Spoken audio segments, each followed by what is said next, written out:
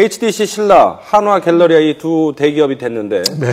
어떤 점들이 고려가 됐을까요? 일단 HDC 신라 같은 경우에는 이제 호텔 신라의 기존의 이제 면세점 운영 능력 같은 것들이 아마 크게 점수를 얻은 것으로 보입니다. 합작 법인이긴 하지만 어쨌든 운영은 주도를 잡아서 할 것 같고요.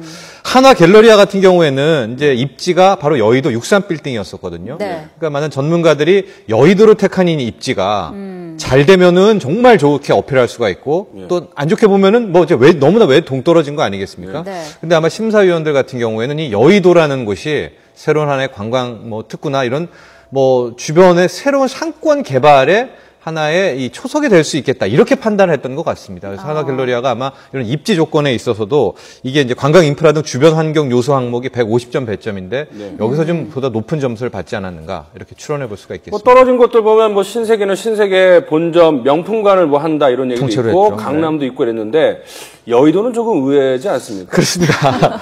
또 그러니까 많이 상대했던 게 이제 현대백화점 같은 경우에는 이제 강남 이제 무역센터점에서 입지를 한다고 해서 실은 여기에 되게 많이 좀 높이 평가한 분들도 많았었거든요. 왜냐면 강남에는 면세점이 뭐 이렇다 할 면세점도 없었고, 특히 여기가 이제 한전부지 개발되면 현대차의 뭐 테마파크도 개발되고, 제1롯데월드도 있고 하니까 또 다른 강남의 관광 특구가 될 수도 있겠다, 뭐 이렇게 평가를 했는데, 어쨌든 요번 이제 심사 통해서는 뭐 현대백화점의 뭐 그런 부분보다는 아마 여의도 쪽 한화갤러리아를 더 높이 평가한 것으로 보여집니다. 그러니까 앞으로 그러니까 용산에 있는 아이파크몰 그리고 여의도에 있는 63빌딩에 면세점이 생긴다는 건데 지금 이 발표 결과 뭐 공정하게 심사했겠지만 조금 분석하기가 좀 어려운 부분도 있는 것 같으신데 그렇습니다. 왜냐하면은 그 7군데 쪽이 7군데에서 이제 롯데는 워낙 강자였으니까요. 6군데들이 내놓은 그런 이 PT 안들이 뭐 다들 어마어마합니다. 뭐 이런 점이 매력적이고 저런 점이 또 이게 누구를 우열을 가릴 수 없을 정도거든요.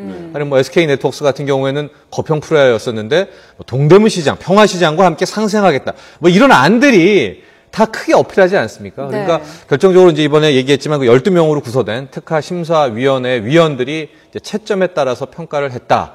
물론 안타깝게도 이제 세부 점수는 공개하지 않는다는 점이 있습니다. 자, 중견 중소업체 중에 이제 서울 한국 가지고 간 곳이 SM 면세점이라는 곳인데 우리가 알고 있는 그 SM 그것이 아니고 하나투어입니다. 하나투어가 주축을 이루어하는 SM 면세점이고요. 당시 중소 중견기업도 좀 예상을 깬 게 이제 키스트라고 해서 서울 면세점 쪽, 또 유진 DFC라고 해서 유진 기업이 들어오는 것들이 실은 2파전이 될 것이다라고 했는데 뚜껑을 또 열고 보니까 하나투어라는 하나의 이제 관광하는 관광과 함께 관광사가 이 면세점을 함께 이용했을 때의 그 시너지 효과 이런 것들이 아마도 심사위원들의 마음을 더 크게 움직이지 않았나 보여집니다. 네, 제주에서는 제주관광공사가 선정이 됐죠. 네, 이건 뭐 어느 정도 뭐 압도적이기도 하고 하니까 특별한 뭐 이견은 없었던 것 같아요. 그러면 예상을 뒤엎거나 벗어난 곳이 이제 서울 쪽이네요, 세 곳이.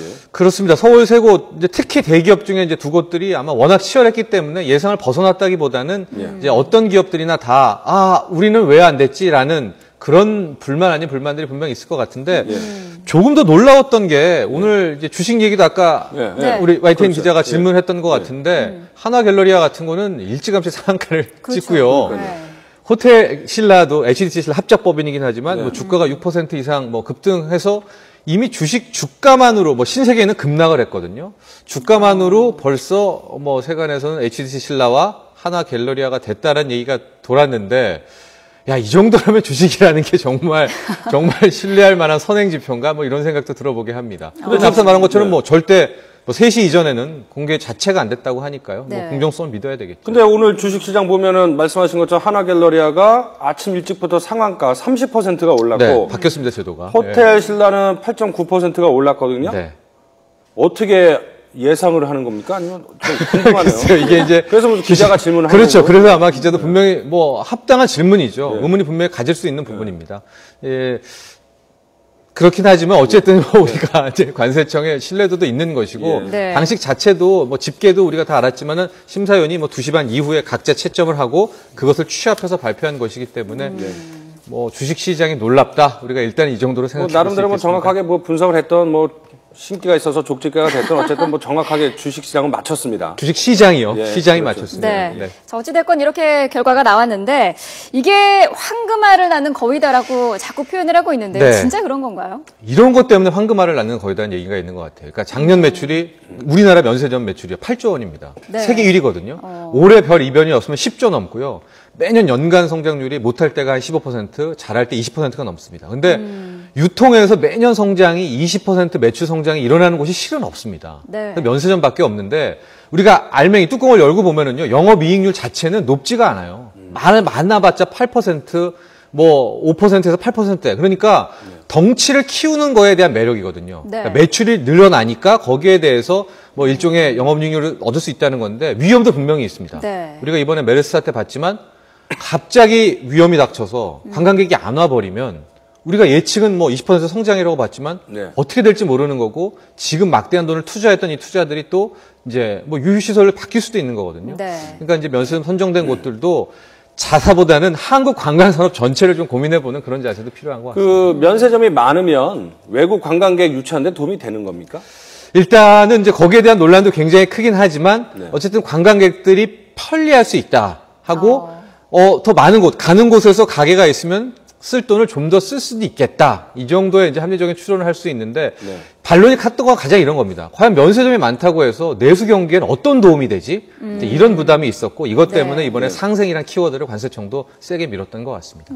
이 파이가 한정되어 있는데 면세점 뭐 세 곳을 서울에서 줘서 과연 이 시장 규모가 커질지 그게 좀 의문인 상황이거든요. 그렇죠. 관광객이 더 많이 와야죠. 예, 그리고 관광객들이 많이 가야 되는데 좀 63 빌딩이 관광객들이 많이 가는 곳인지 모르겠지만 뭐 면세점에 들어서서 뭐 많이 간다면 좋은 거긴 하겠죠. 네, 뭐 이제 새롭게 여의도 상권이라는 것이 이제 네. 창출되기를 또 우리가 기대해보고 희망해 봐야 되겠습니다. 예. 네. 자, 이번 면세점이 선정 과정에서 사실 재벌 2, 3세들에게도 굉장히 시선이 쏠리지 않았습니까? 네. 네. 어떻게 좀 해석할 수 이번에 있을까요? HDC 신라가 네. 되면서 사업권 네. 하나를 따가면서 네. 이제 이부진 호텔 신라 대표의 위상이 뭐 급등세가 되는 게 아닌가. 네. 최근에 메르스 사태 진압하는 그렇죠. 모습, 중국까지 바로 달려가는 모습, 뭐 제주 호텔 신라 문 닫는 모습, 결단력뿐만이 아니라 이번에는 정말 입성부터 이 당선까지가 이 사업권 따는 획득까지가 한편에 드라마틱한 모습이어서 이부진 대표 같은 경우에는 뭐 삼성 가에서 좀 뭐 굉장히 급부상하는 계기가 될 것도 같습니다. 네. 그 우리나라가 관광 대국이다라고 할 수는 없는데 면세점 규모가 세계 1위인 이유는 왜 그렇죠? 일단은 가장 많이 돈을 쓰는 관광객, 요커의 비중이 아, 굉장히 많기 때문입니다. 그러니까 앞으로도 네. 관광객 수도 많아져야 되겠지만 네. 요커들도 많이 와야 되겠고 더 큰 문제는 더 많은 돈을 써야 되겠죠. 네. 그러면 뭐 새로 생기는 그 면세점들도 주로 이제 요커 중국인 관광객들의 맞춤형으로 좀 상품을 구별을 해놓고 했군요. 구비를. 그렇습니다. 예. 그래서 아마 입지도 대형 버스 주차장을 확보하라는 거 역시도 이제 요커 관광객들을 많이 예. 의식했던 배점이었습니다.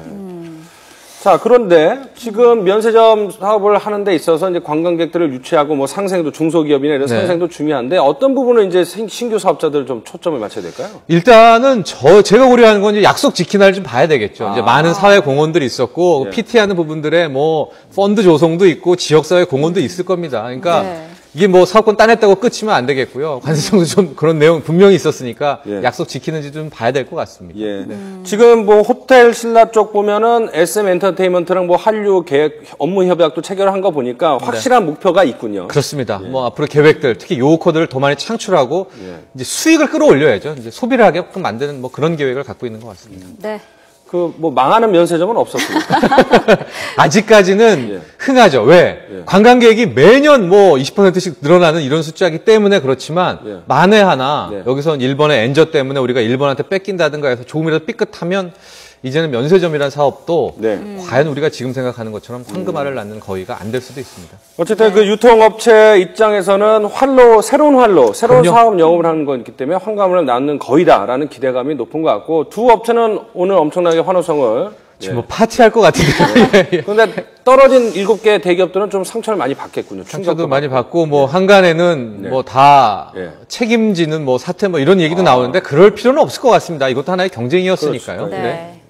알겠습니다. 오늘 말씀 여기까지 듣도록 하겠습니다. 정철진 경제평론가와 함께했습니다. 고맙습니다. 네, 고맙습니다. 감사합니다.